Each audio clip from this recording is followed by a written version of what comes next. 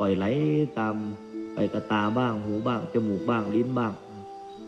สำคัญคือปล่อยให้ใจไหลปรุงแต่งอยู่ตลอดเวลาไอ้ใจนั้นก็เลยไปสร้างภพชาติ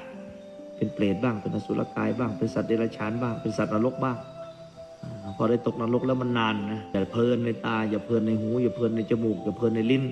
อย่าเพลินในกายอย่าเพลินในใจนะคำว่าเพลินก็คือไม่ไหลปรุงแต่งไปกับสิ่งที่มันคิดมันรู้สึกมันสัมผัสได้นะเราไม่ทันนะสังเกตเลยมันออกมาเป็นคำพูดหมดปรุงมาก็ออกมาเป็นพูดแล้วคำพูดก็เพ้อเจ้อไปแล้วทีเนี้ยพูดนั่นพูดนี้พูดนู่นไหลออกไปนะมันเห็นความจริงเพราะความทุกข์นะ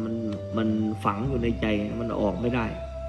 มันจะบนจมอยู่ในอบายนานแสนนานเพราะความทุกข์ความร้อนรนความอยากได้อยากมีอยากเป็นความเสาะแสวงหาความอาฆาตพยาบาทความอิจฉาริษยาเหมือนเวลาพวกท่านโกรธให้ใครดูสิมันร้อนไหมล่ะมันเผาอยู่นั่นอยากจะฆ่ามันอยากจะทำร้ายเขาอยากจะด่าเขาอยากจะฟ้องร้องเขาอยากจะเอาให้เขาให้ติดคุกให้สมกับที่เขาทำกับเราเนี่ยมันเผาตัวเองอยู่มันนานเวลาบางทีเป็น10 ปี20 ปีก็ไม่หายนั่นแหละไฟนี่ขนาดไฟอันนี้ก็เรียกว่าไฟซ้อมนรกนะ